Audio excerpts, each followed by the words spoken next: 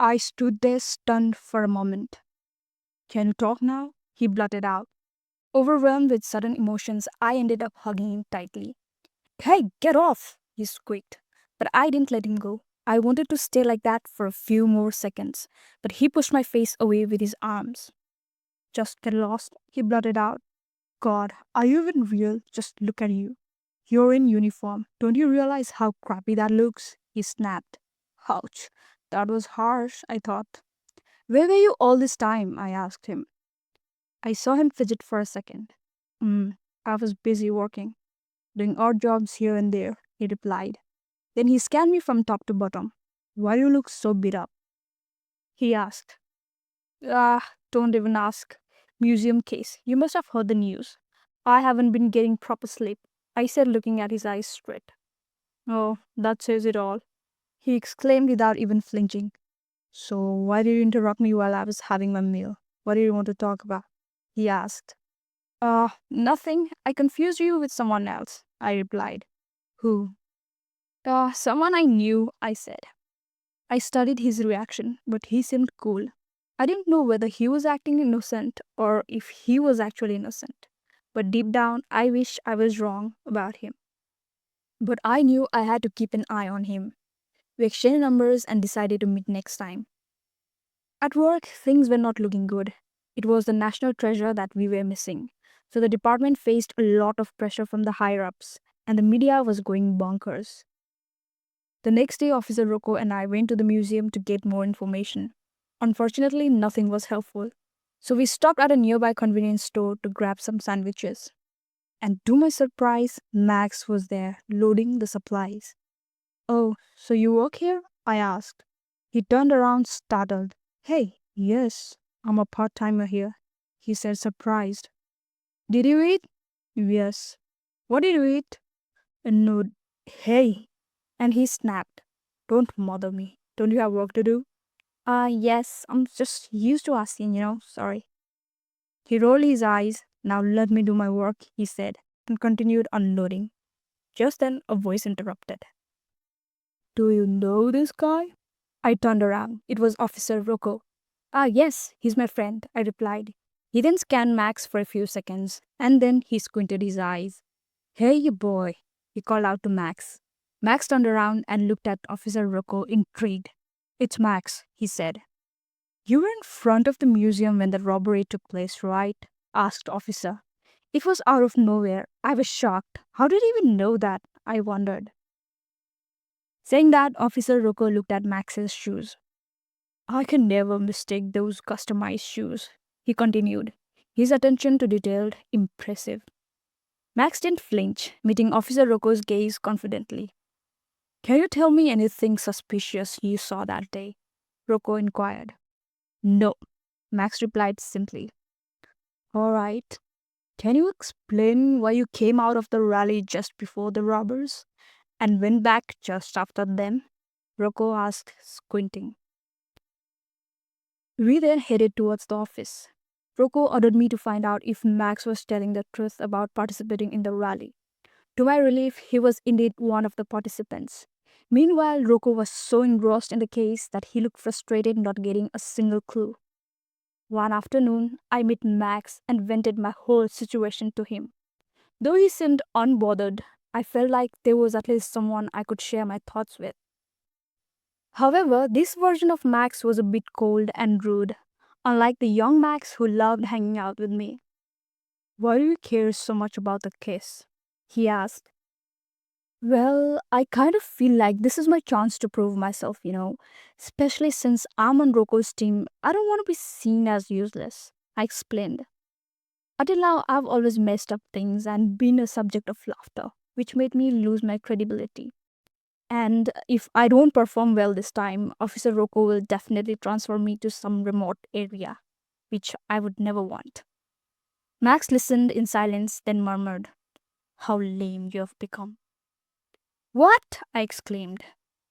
He sighed, rolling his eyes. Stop being a crybaby, he said. Hey, don't say that. I'm just venting out my frustration because you're my friend, I said. Yeah, he snapped. Why don't you act on your own, dude, instead of being such a pushover? That Rocco guy doesn't seem to treat you well. Why do you act like a sissy in front of him? Have some balls, dude. It doesn't work like that, you know. We work as a team, so we have to cooperate. And he's an outstanding senior, so I have respect for him, I replied. Come on, he's not outstanding. You people are underconfident. You're a cop, so act like one, Max retorted. Yeah, yeah, like you know everything. It's easy for you to say, I said. He sat there in silence. That evening, I got a message from an unknown number, which said, I want to share robbery details with you. It was weird. Was someone playing a prank on me? I ignored the message. The next day, I got the message again, but from a different number. This time, I took note of the numbers and checked who they belonged to.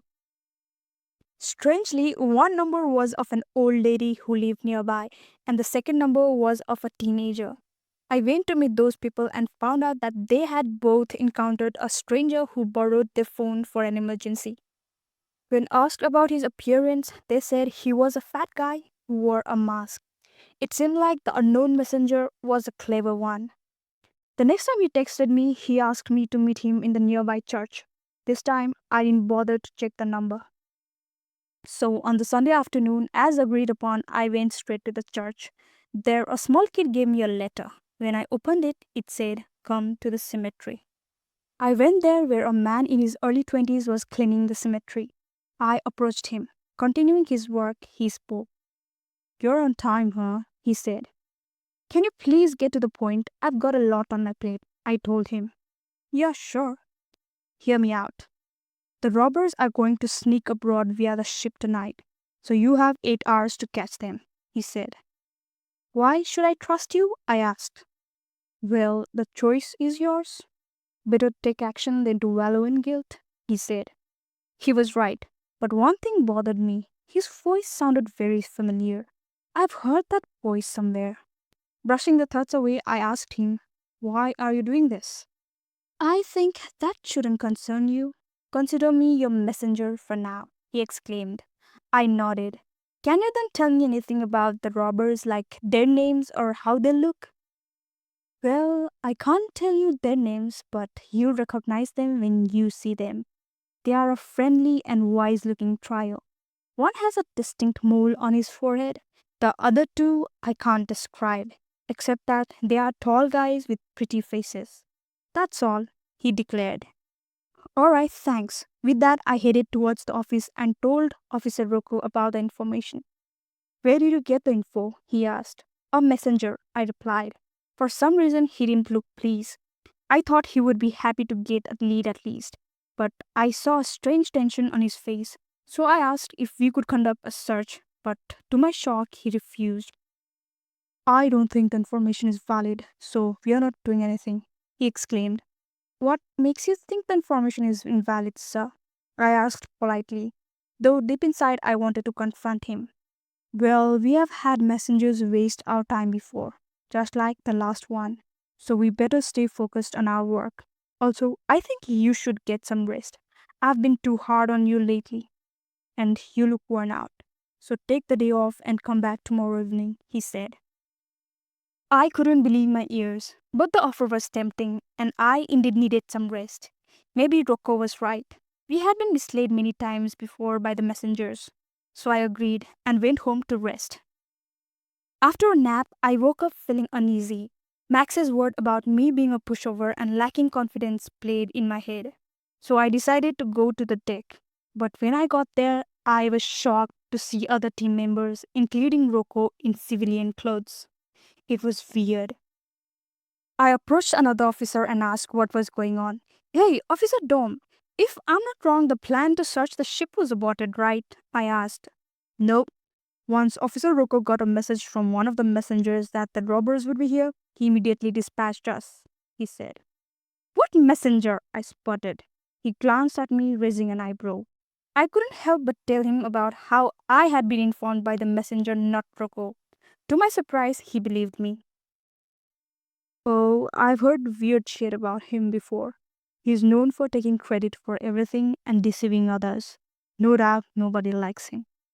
He's got skills, but he's well known for deceiving his counterparts.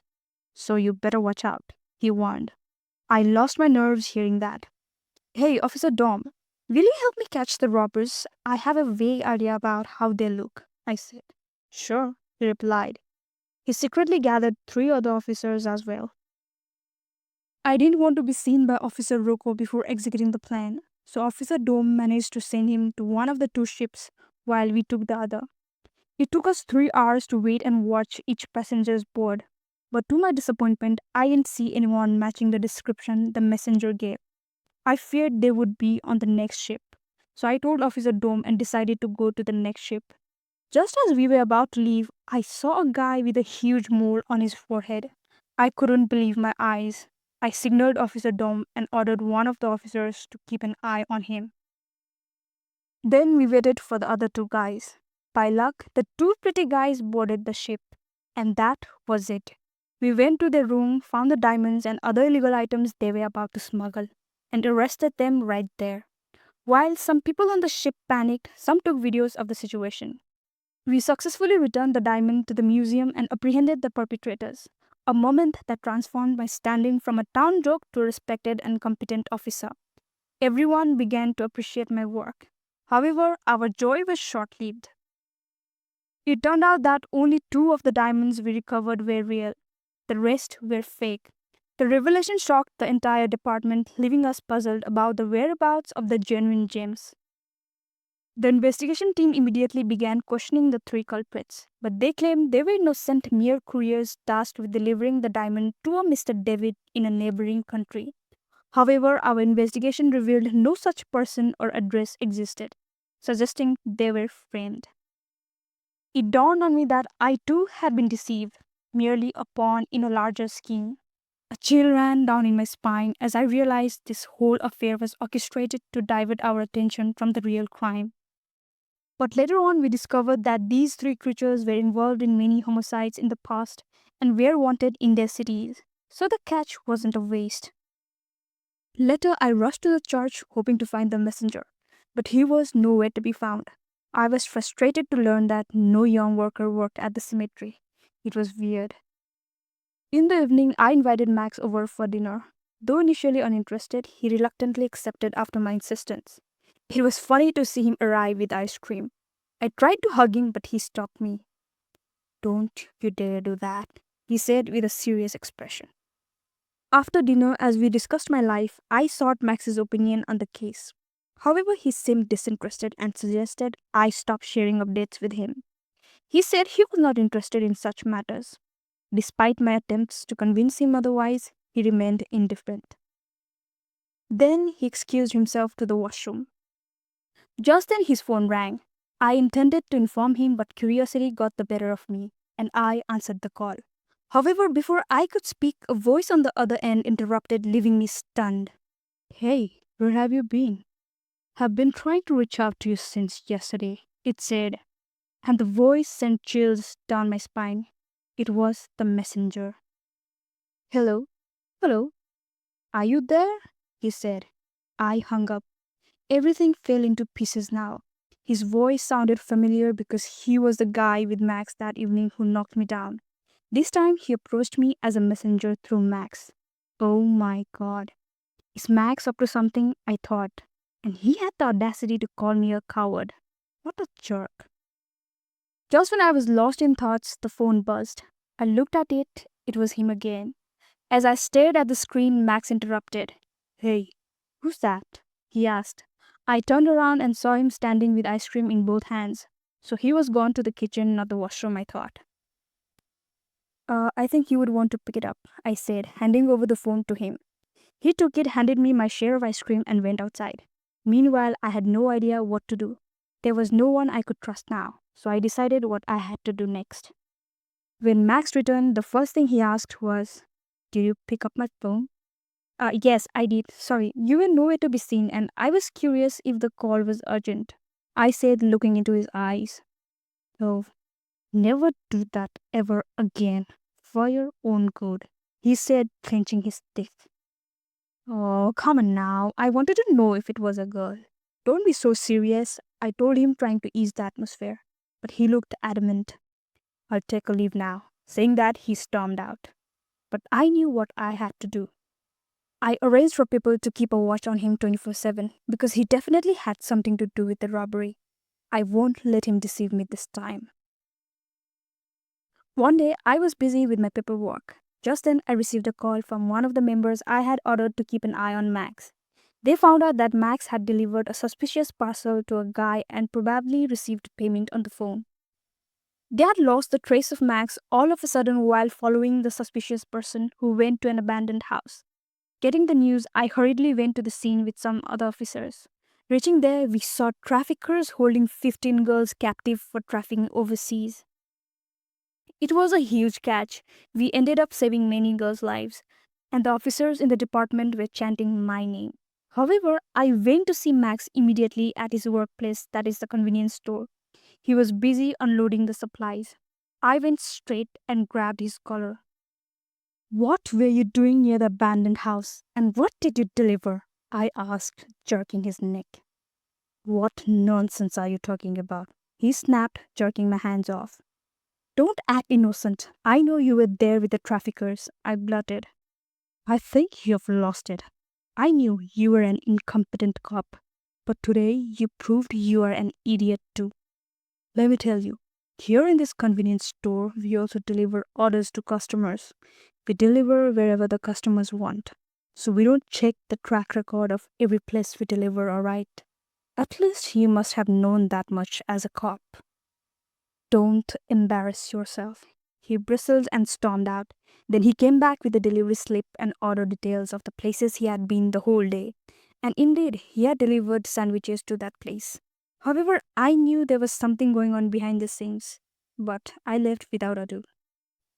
Back in the department, the officers were praising me and my capabilities, but for some reason, I didn't feel right. I felt uneasy and couldn't focus. I was thinking of Max. I didn't want to believe that the ongoing crimes had anything to do with him, but everything pointed out to him indirectly. To be honest, I don't want to lose my friend again, so I was angry and super worried. So I decided to keep an eye on Max myself. That evening, I followed Max to every location he covered without letting him know. Weirdly, it looked like he worked really hard, but again, what a show, I thought. Late at night, he finally drove his scooter to a weird part of the town. It was quiet and dingy. He stopped in one of the corner and walked into a very old house. I guess he lived there. I slowly followed him upstairs. He entered one of the doors and closed it. I decided to wait and watch from outside the house. I could see the light turned on in one of the rooms. I could also see the shadow of a person walking. It was definitely him. I watched nonstop. Suddenly, the lights turned off. He slept, I thought, but after a few seconds, someone came out of the house. I squinted my eyes and it was Max. He started his scooter and drove away. I wanted to follow him, but I decided to go to his room instead. So I walked upstairs and opened the lock with a wire I had. Oh, the room was cold. I turned on the flashlight and searched the room, but I didn't find anything suspicious. It seemed like he only came to sleep there. So I decided to leave, but just then the flashlight struck the walls. They were filled with hundreds of tiny notes. There were the names and dates written there. I had no idea what it was all about, so I took photos of everything. There I saw a date, 3rd May, which was the day after tomorrow, and there it was written D Day. The venue was Hotel Dosa. Definitely something big was going to happen there. I left the room immediately and went straight to work.